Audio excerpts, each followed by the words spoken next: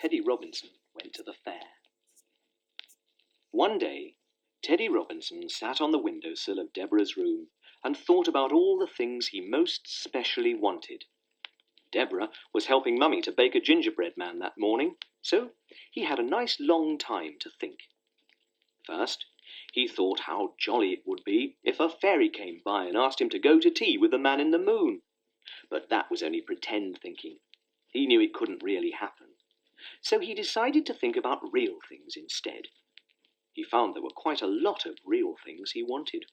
"I would like to be able to play the piano," he thought, "and then I could make the music for the songs I think of." And he had a picture in his mind of how nice he would look sitting up at the piano on a high stool while everyone sat round listening to him playing. "Then I want a satchel," he thought, "and a pair of Wellington boots. I would like to ride on a horse.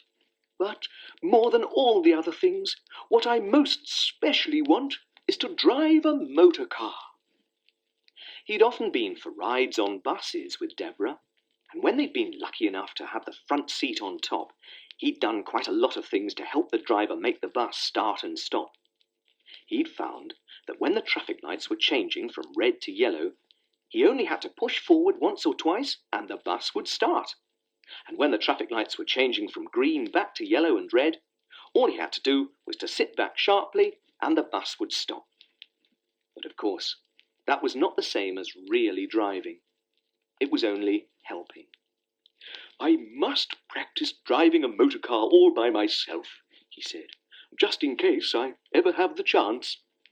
So he sat on the windowsill and rocked gently from side to side, growling to make a motor car noise. Then he held the middle button of his jacket between his paws and turned it round, first this way and then that, just to practice going round corners. He decided that he was now good enough at driving to take himself for a long pretend ride before dinner when Deborah came running into the room. "Guess what, Teddy Robinson?" she said. "The fair has come, and we're going this afternoon." "Oh, good," said Teddy Robinson. "In that case, I won't go for a pretend ride after all. What's a fair?" "Oh, it's lovely," said Deborah. "There are swings and roundabouts and all sorts of things. You can come for a ride with me." "What on?" asked Teddy Robinson. "On a horse on the roundabout," said Deborah. "Oh, very nice," said Teddy Robinson. "That's one of the things I was specially wanting." While Deborah brushed his fur with the doll's brush and put on his best purple coat, Teddy Robinson began to sing to himself because he was so happy. The fair, we're off to the fair.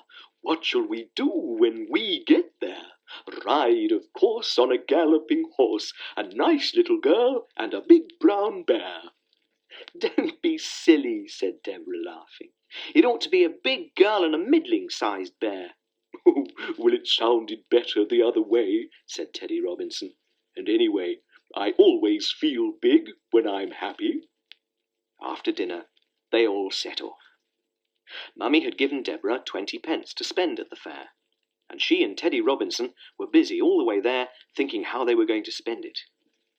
"It will make 4 rides if they're 5 pence each," said Mummy.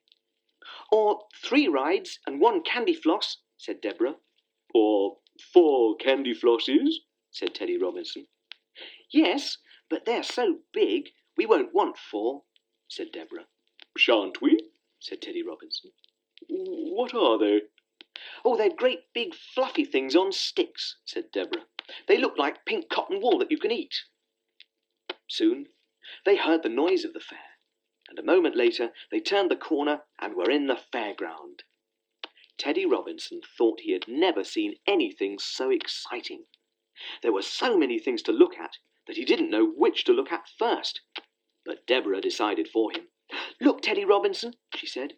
"There's the roundabout with the horses. Shall we go on that first?" "Oh, yes," he said. So they waited for the roundabout to stop, and then ran to choose their horse. It was a beautiful roundabout, all painted in red and gold, and each of the horses had its own name painted on its side. "Oh, can I have a horse to myself?" asked Teddy Robinson. "No, you might fall off," said Deborah. "And anyway, we'd have to pay extra." So They chose a grey and white spotted horse called Nellie, and climbed up on her back together. Teddy Robinson sat in front, with his paws round Nellie's neck. "Oh, well, don't hold me then," he said. "All right," said Deborah. Then the music began, and off they went. Mummy stood and watched them as they went round and round and round, and sometimes she waved as they went by. Teddy Robinson didn't dare wave back in case he fell off, and as they went faster and faster, he was glad to feel that Deborah was holding him after all. It was most exciting.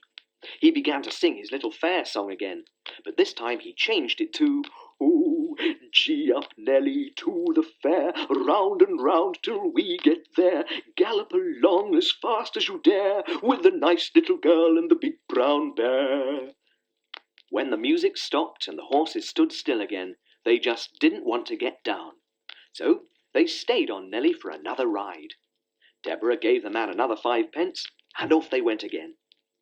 It was just as lovely as the first ride, but it seemed even shorter.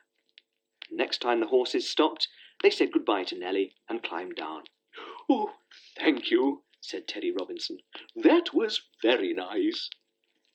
After that, they went to the candy floss store. They gave the lady 5 pence, and she made them a candy floss that was nearly as big as Teddy Robinson himself. "Oh, good gracious," he said. "Shall we be able to eat it all today?" But although it looked so big, it was very fluffy, and it didn't take them long to eat their way right through it. "Oh, we've only got 5 pence left," said Deborah, when they'd finished. "I think we'd better go and look at some other things before we decide what to spend it on." They stopped at a store where some people were throwing darts at a board. "What are they doing that for?" said Deborah. "Well, if they get a big enough number, they win a prize," said Mummy. Deborah and Teddy Robinson decided that they would save their last 5 pence for something else, but they did stay for a while to watch. At the back of the stall were the prizes. There were a lot of tea sets and glass dishes and some baskets of fruit, and, standing up in the middle, were 5 very large, pale blue teddy bears. They were all wrapped in cellophane and looked beautifully new and shiny, but they all had rather silly faces. Teddy Robinson looked at them for a long time. Then he looked down at his own light brown fur, which wasn't shiny any more. He began to feel rather small, and although he was wearing his best purple coat, he suddenly felt old and shabby. He looked at Deborah out of the corner of his eye, and saw that she too was staring at the teddy bears, and wondered if she thought they were beautiful, and hoped she didn't. "I think it's rather soppy to be pale blue, don't you?" he said. "Yes," said Deborah. "I'd rather have your colour. Those teddy bears have to look specially beautiful, poor things." "Why are they poor things?" asked Teddy Robinson. "Because they're prizes waiting to be won," said Deborah. "You wouldn't like to be a prize, would you?" "Oh, no," said Teddy Robinson, and he began to feel sorry for the big, pale blue teddy bears, and hoped they hadn't heard him say it was soppy to be that colour. After they'd looked at quite a few other things, they decided to spend their last 5 pence on another kind of roundabout. This was one where they sat in a little chair with their feet sticking out in front of them, and as they went round and round, they seemed to go higher and higher. They thought it was rather like being in an aeroplane. "That was nice, wasn't it?" said Deborah when they got down again. "I hope you enjoyed it." "Oh, yes, I did," said Teddy Robinson, "because it was my last ride. But I think I liked Nellie better." "So did I," said Deborah. And then, just as they were on their way out, they saw a roundabout with motor cars and motorbikes which they hadn't seen before. They stopped to look at it, and Teddy Robinson felt rather sad. "Oh, I never specially wanted to go in an aeroplane chair," he said, "but I did want to ride in a motor car." "I haven't any money left for a ride in one of those," said Deborah. "I know," said Teddy Robinson, "but let's just look at them. Let's choose which one we would ride in if we did have enough money." So they walked all the way round, looking at each of the cars in turn, and they both decided that the bright blue one was the nicest. "If I sat in the front seat," said Teddy Robinson, Do you think my paws would reach the driving wheel?" "I think they just might," said Deborah. "Couldn't I just try?" he asked. "Just for a minute?" "Oh, no, I don't think so," said Deborah. "Oh, don't worry me, there's a good boy." "Oh, no," said Teddy Robinson. "I won't worry you. I'll just think about it instead." And he began thinking to himself, in a round and round sort of way. "Oh, if I could sit in it for only a minute, sit in it a minute before they begin it, if I could sit in it." "Oh, all right then," said Deborah. "Just for a minute. I don't expect the man will mind." And she lifted Teddy Robinson up and sat him in the front seat of the little blue car. "Oh, look," she said, "your paws do reach the driving wheel." "Oh, so they do," said Teddy Robinson, and he felt very pleased. Deborah was so busy admiring him that she never noticed that the roundabout was just about to start.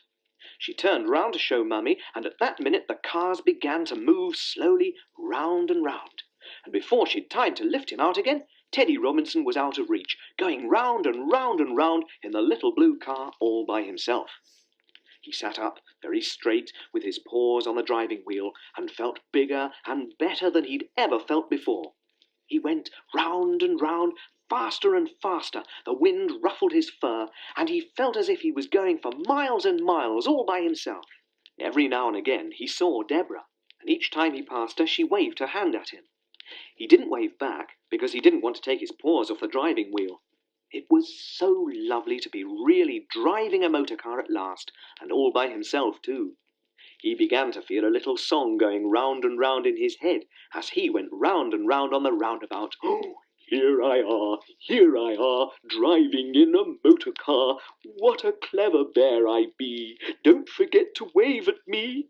Lucky, lucky Teddy R, driving in a motor car." And then, at last, the cars began to go slower and slower until they stopped. Deborah ran to lift him out. "Oh, Teddy Robinson," she said, "I never meant you to have a ride, but wasn't it fun?" "It was lovely," said Teddy Robinson.